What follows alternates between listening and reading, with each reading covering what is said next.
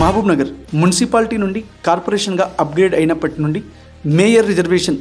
General అయ్యే అవకాశాలు ఎక్కువగా ఉన్నాయని Marepalli Surender Reddy alias MSR 2023 MLA elections నుండి మొన్న సర్పంచ్ ఎలక్షన్స్ వరకు తన స్థాయిని మించి కష్టపడ్డప్పటికీ ఇప్పటికీ ఆయనకు ఎలాంటి పదవి రాకపోవడంతో ఆయనకే మేయర్ కన్ఫర్మ్ చేస్తారని, జనరల్ అయితే ఎంఎస్ఆర్ ఒకడే ఉండే అవకాశం ఉందని, అదే మేయర్ రిజర్వేషన్ బీసీ అయితే చాలామంది ఆశావాహులు ఉంటారని, అది పార్టీ నాయకులకు తలనొప్పిగా మారే అవకాశం లేకపోలేదని ఎంతోమంది భావించారు. కానీ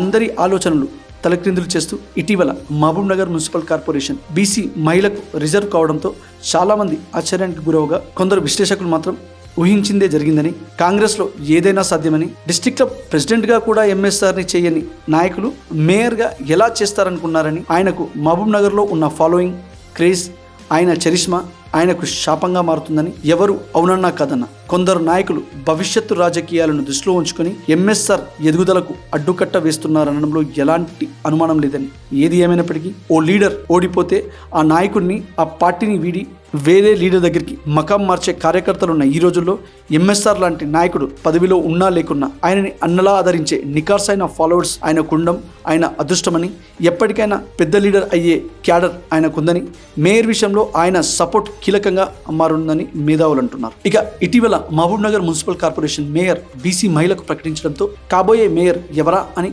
ప్రతి ఒక్కరిలో ఉత్కంఠ మొదలైంది. అయితే కాంగ్రెస్ పార్టీ నుండి మేయర్ రేసులో 5 మంది పేర్లు వినబడుతున్నాయి. మొదటగా దాదాపు 30 సంవత్సరాలుగా పార్టీ పటిష్టతకు పాటుపడుతూ, మాజీ మంత్రిపై పోరాడి పార్టీ ఉనికిని కాపాడుతూ, ఎన్నో ఎన్నికల్లో లోకల్ వ్యక్తులుగా తమ పలుకుబడితో, నైపుణ్యంతో పార్టీ ఎదుగుదలకు తోడ్పడుతున్నా పార్టీలో ఎటువంటి గుర్తింపు దొరకని రాఘవేందర్ రాజు, అమరేందర్ రాజు, చలువగాలి రాఘవేందర్ రాజు సతీమణి భీమకవి వసంత కాంగ్రెస్ పార్టీ జిల్లా అధ్యక్షురాలుగా ఉండడంతో తనకు మహబూబ్ నగర్పై పూర్తి అవగాహన ఉండడం, లీడర్గా బాధ్యతలు నిర్వహించిన అనుభవం తను మేయర్గా ఉండడానికి ఉపయోగపడవచ్చు అని విశ్లేషకులు అంటున్నారు. రెండవ అభ్యర్థి 2023 అసెంబ్లీ ఎన్నికల సందర్భంలో బీఆర్ఎస్ పార్టీతో తెగదెంపులు చేసుకుని ఎమ్మెల్యే ఎన్నం గెలుపులో ముఖ్య పాత్ర పోషించి చైర్మన్గా బాధ్యతలు చేపట్టి ఎమ్మెల్యే సహకారంతో 11 నెలల 15 రోజుల్లో దాదాపు 180 కోట్లతో మహబూబ్ నగర్లో ఎన్నో అభివృద్ధి పనులు చేసి ఇప్పుడు మేయర్గా బీసీ మహిళ రావడంతో ఆయన భార్యను మేయర్గా రంగంలోకి దింపుతున్న లీడర్ అనంత్ కుమార్ గౌడ్ 2014 నుండి 19 వరకు ఆమె కౌన్సిలర్గా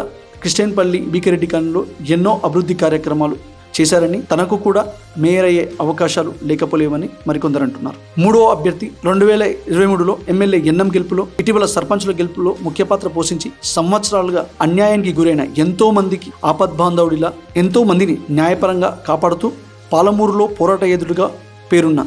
నాన్ కాంట్రవర్షియల్, మృదు స్వభావి, గొప్ప లీడర్, ప్రముఖ న్యాయవాది ఎన్పి వెంకటేష్, ఆయన కూతురు ఎన్పి Nehashri MTech LLB gold medallist ఈ రేసులో ఉన్నారని సమాచారం. మహబూబ్ నగర్ మున్సిపల్ కార్పొరేషన్ రేసులో ఉన్న మరొక లీడర్ దాదాపు 4 దశాబ్దాలుగా పార్టీ రూలింగ్లో ఉన్నా లేకున్నా పార్టీని వీడకుండా పార్టీ లైన్లోనే ఉంటూ పార్టీ పటిష్టతకు పాటుపడుతూ దాదాపు 4 పర్యాయాలు కాంగ్రెస్ పార్టీ కౌన్సిలర్గా గెలుస్తూ పార్టీ ఉనికిని కాపాడుతూ ముడా చైర్మన్గా మహబూబ్ నగర్ను అభివృద్ధి పదంలో నడిపిస్తున్న లక్ష్మణ్ యాదవ్ ఆయన సతీమణిని మేయర్ రేసులో ఉంచే అవకాశం ఉందని, తాను కూడా తాజా మాజీ కౌన్సిలర్ కావడంతో ఎన్నో అభివృద్ధి కార్యక్రమాలు చేసిన అనుభవం కూడా తనకుందని సమాచారం. మహబూబ్ నగర్ మేయర్ రేసులో ఉన్న మరో ముఖ్య నాయకులు 2 దశాబ్దాలుగా పార్టీ పటిష్టతకు పాటుపడుతూ పదవిలో ఉన్నా లేకున్నా ప్రజల మధ్యలోనే ఉంటూ పార్టీ ఉనికిని కాపాడుకుంటూ మహబూబ్ నగర్ అభివృద్ధిలో తన వంతు పాత్ర పోషిస్తున్న మైనారిటీ నాయకుడు అబ్దుల్ సిరాజ్ ఖాద్రి సతీమణి కూడా మేయర్ రేసులో ఉండే అవకాశం లేకపోలేదని విశ్లేషకులు అంటున్నారు. చూద్దాం ఎమ్మెల్యే పార్టీ నాయకులు ఎవరిని మేయర్గా బలపరుస్తారో, ఎవరి నాయకత్వాన్ని కార్పొరేటర్లు